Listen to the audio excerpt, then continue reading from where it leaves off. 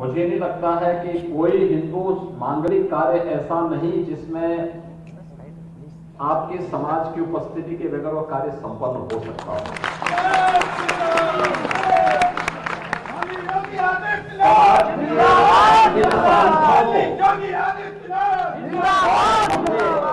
कभी पहचानने का प्रयास किया होता तो संभवतः हम अपने महत्व पर आगे कार्य करते हैं। और इसीलिए मैं आज के इस अवसर पर आप सबका आह्वान करूंगा,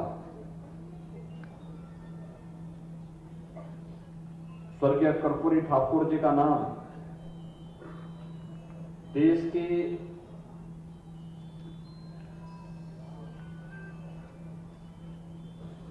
लोकतंत्र को बचाने के साथ ही सामाजिक न्याय की लड़ाई को प्रखरता के साथ आगे बढ़ाने में बड़े सम्मान के साथ लिया जाता है।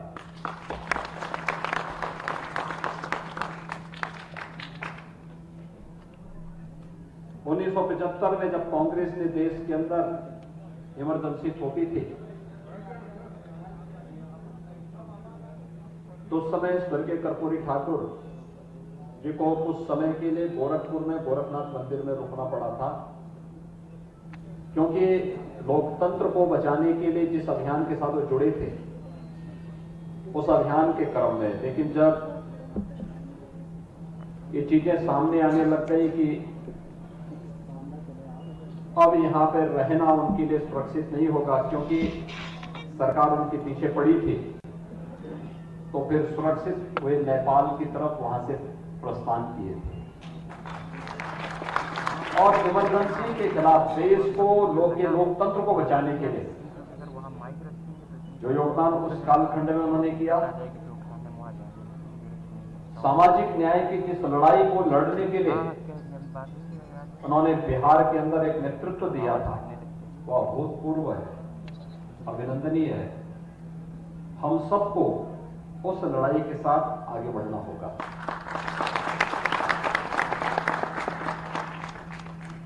आखिर आज पिछड़ा वर्ग आयोग को संवैधानिक मान्यता मिली है प्रधानमंत्री मोदी जी के कारण।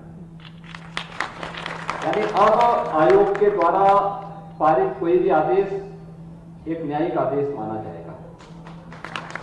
और श्री हेरा ठाकुर जी इस आयोग के उपाध्यक्ष भी हैं।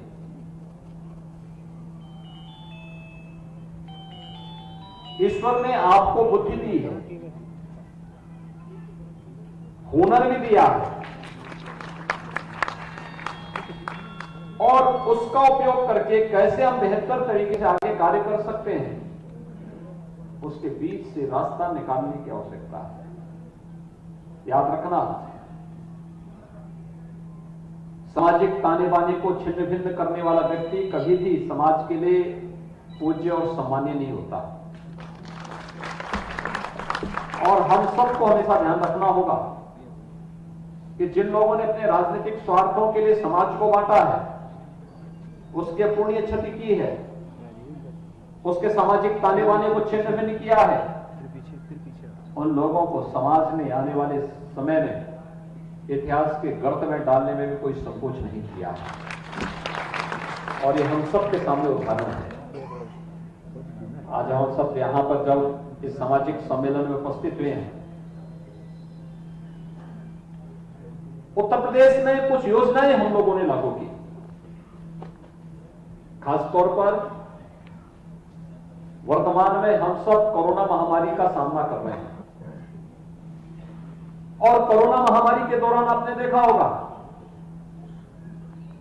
कि उत्तर प्रदेश सरकार देश की पहली राज्य सरकार थी जिसने भरण पोषण भत्ता स्वीकृत किया था उन सभी कामकाजी वर्ग के लिए जो प्रतिदिन अपना काम करते थे, अपनी मेहनत से, अपने परिश्रम से, अपने पुरुषार्थ से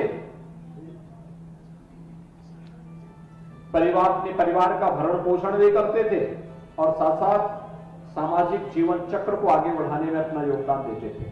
और वह सरकार कोई थी तो उत्तर प्रदेश की राज्य सरकार थी जिसने भरण पोषण भत्ता हर एक तबके को दिया था, जिसमें पिछड़े वर्ग से जुड़ी हुई ज्यादा सबसे अधिक जातियां उसके साथ जुड़ी हुई, चाहे वह कामकाजी वर्ग रहा हो कोई भी, उन सभी के लिए हम लोगों ने भरण पोषण भत्ता दिया।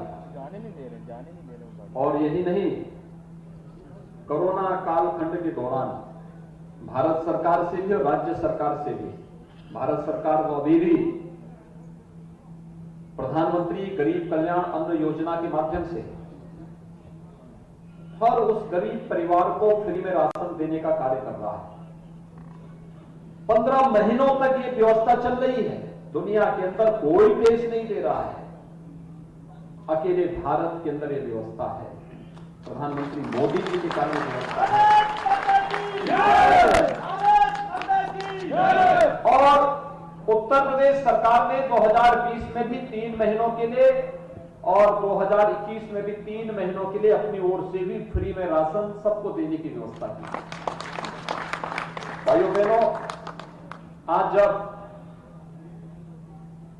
कोरोना महामारी के खिलाफ देश की इस लड़ाई को आगे बढ़ाने की बात आई, आपने इस चीज को महसूस किया होगा कैसे एक एक कार्यक्रम को आगे बढ़ाने का व्यवस्थित अभियान चलाया गया। मोदी जी के नेतृत्व में, उनके मार्गदर्शन में पूरे देश ने, आज जब हम यहां पर इस सामाजिक सम्मेलन में उपस्थित हुए हैं, तो भाइयों बहनों, हमें इस बात पर गौरव की अनुभूति करनी चाहिए कि इस देश के पास एक यशस्वी प्रधानमंत्री है और मोदी जी के नेतृत्व में आज देश 100 करोड़ लोगों को एक एक वैक्सीन का डोज देने वाला दुनिया का पहला देश होगा। सबको वैक्सीन, फ्री में वैक्सीन।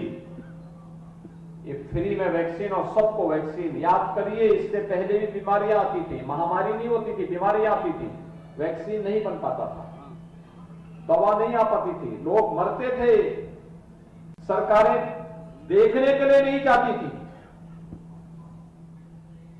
समाजवादी पार्टी की सरकार थी, गोरखपुर के बीआरडी मेडिकल कॉलेज में एक ही वर्ष यानी कुछ ही 2 महीनों के अंदर 1500 बच्चों की मौत हुई थी इंसेफ्लाइटिस से। उनके मुख्यमंत्री देखने के लिए नहीं गए थे। वे समाजवादी पार्टी के एक नेता के घर में मांगलिक कार्यक्रम में भाग लेने के लिए गए, लेकिन जो मासूम बच्चे गोरखपुर के बीआरडी मेडिकल कॉलेज में मर रहे थे, उनको देखने के लिए नहीं गए। ये संवेदनहीनता थी।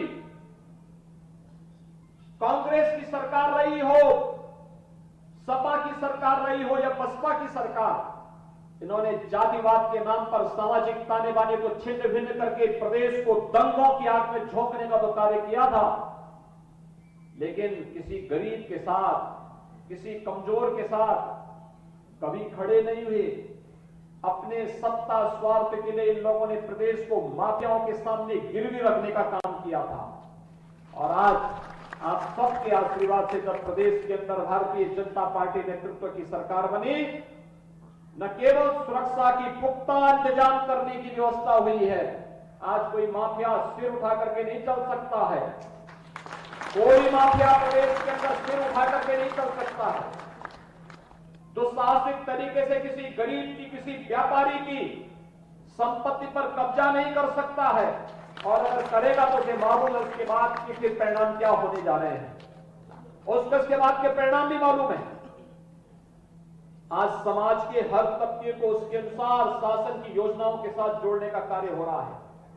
फ्री में मकान देने की कार्रवाई हो, हर घर में शौचालय बनाने की कार्रवाई हो, हर घर में रसोई गैस के सिलेंडर उपलब्ध करवाने का कार्य हो, हर घर में सौभाग्य योजना के अंतर्गत बिजली के निःशुल्क कनेक्शन देने के कार्य हो, हर परिवार को 5 लाख रुपए की सामाजिक स्वास्थ्य सुविधा की प्रतिवर्ष गारंटी देने की बात हो। ये योजनाओं में कहां भेदभाव किसी के साथ? योजनाओं का लाभ तो सबको मिल रहा है। आखिर 4 बार समाजवादी पार्टी के मुख्यमंत्री थे, इन लोगों ने ये 5 लाख रुपए की स्वास्थ्य बीमा का कवर क्यों नहीं दिया? क्यों नहीं दिया उन्होंने? हर गरीब को मकान क्यों नहीं दिया? समाजवादी पार्टी के पदाधिकारी को मकान आवंटित होते थे,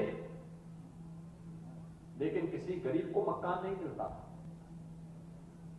किसी गरीब को शौचालय नहीं मिलता था, बिजली के कनेक्शन नहीं मिलते थे।